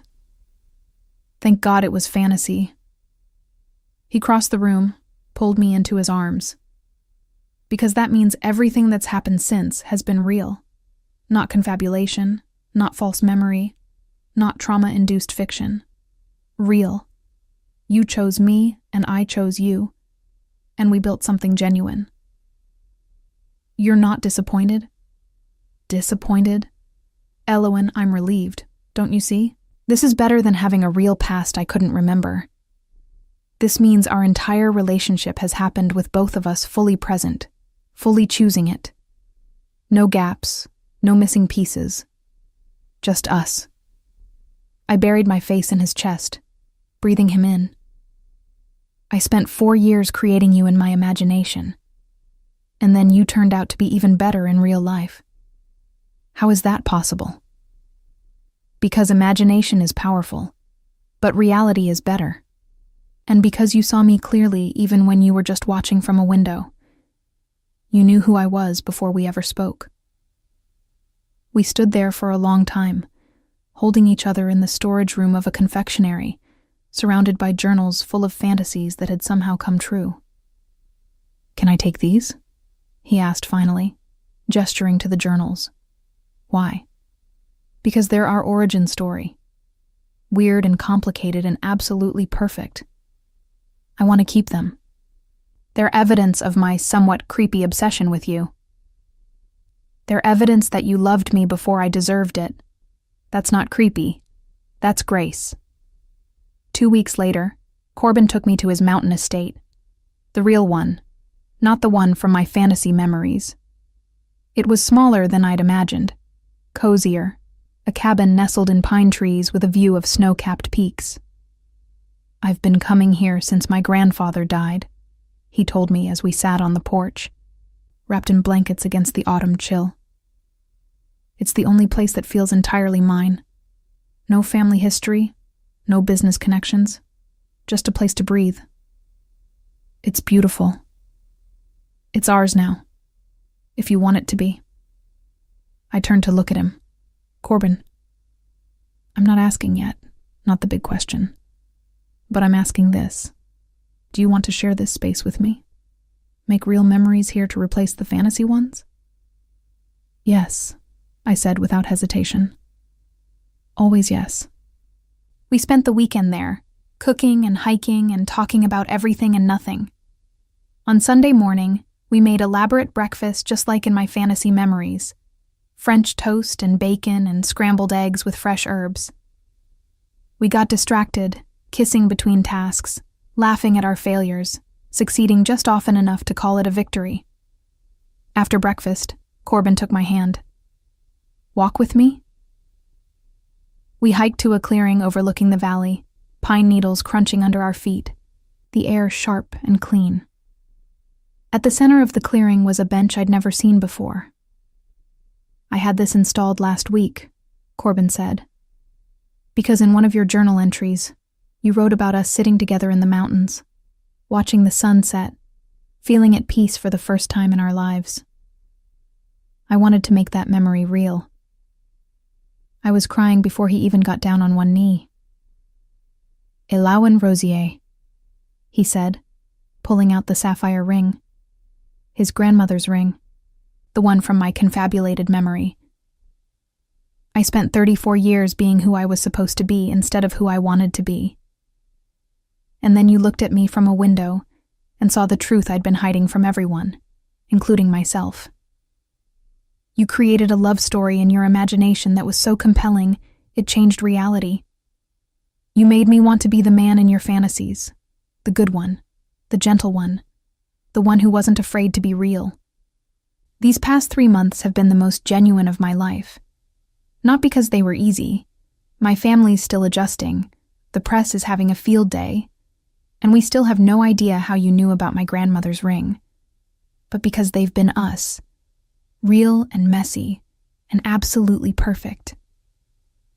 I love you.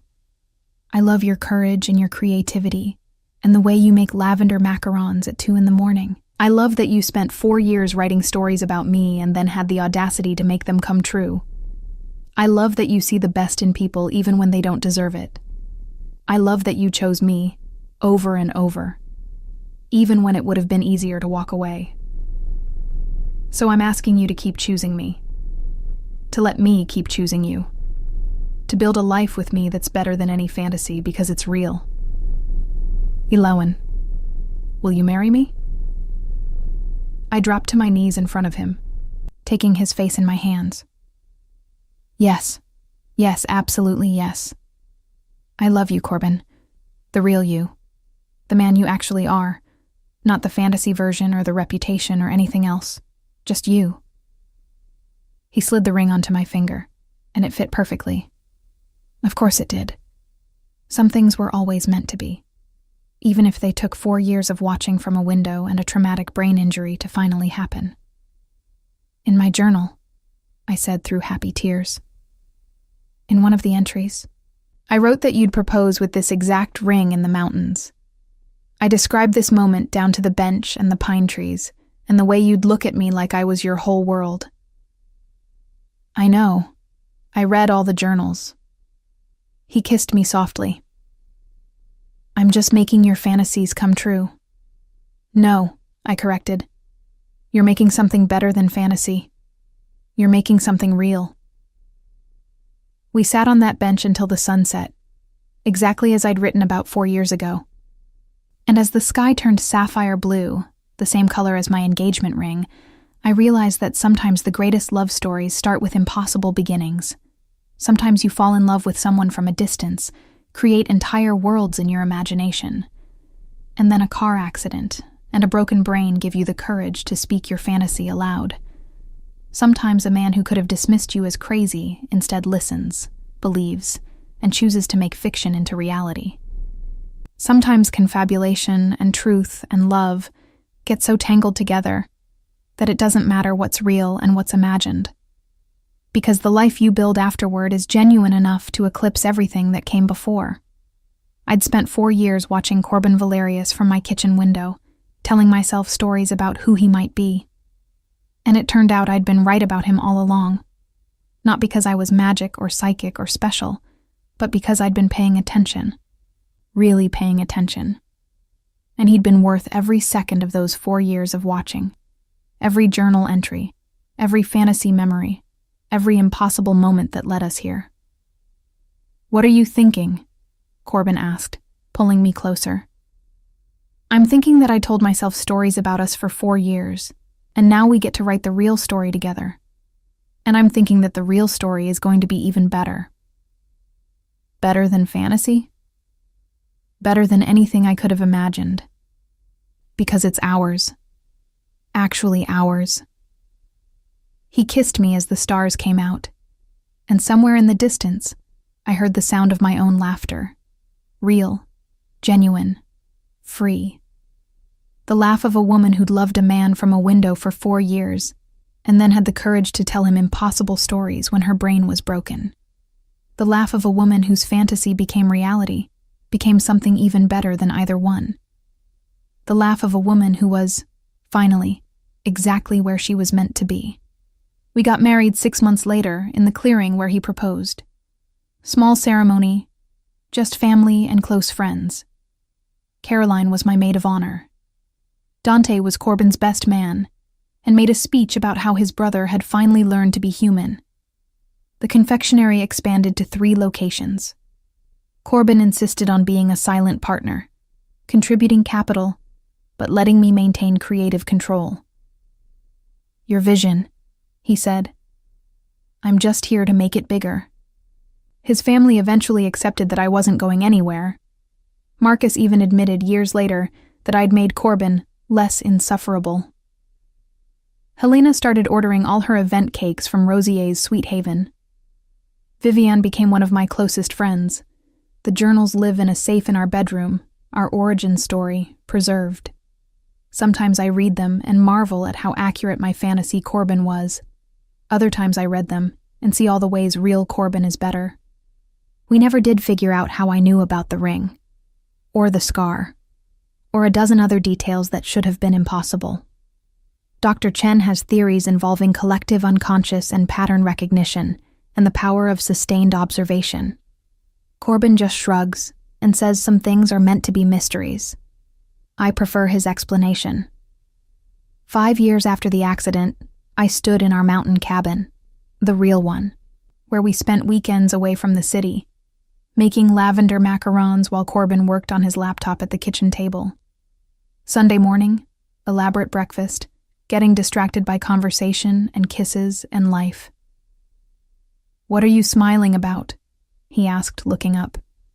I was just thinking about how I used to write stories about us, about moments just like this. And now we're living them. Better than the fantasy. So much better. Because you're real. This is real. We're real. He closed his laptop, crossed to where I stood at the counter, wrapped his arms around me from behind. Best confabulation ever. Best reality ever, I corrected. And it was. The girl from the accident, the one who repeated his name over and over. She'd been telling the truth, in her own way. She loved him. She knew him. She saw him clearly even when her brain was scrambled and broken. She just hadn't met him yet. But that was okay, because some love stories don't start with a first meeting. They start with 4 years of watching from a window, writing journals full of fantasies, and being brave enough to speak those fantasies aloud when given the chance. And sometimes, if you're very lucky, the man you imagine turns out to be real. Not exactly like the fantasy, better. Because he chooses to be. Every single day he chooses to be. That's not confabulation. That's love.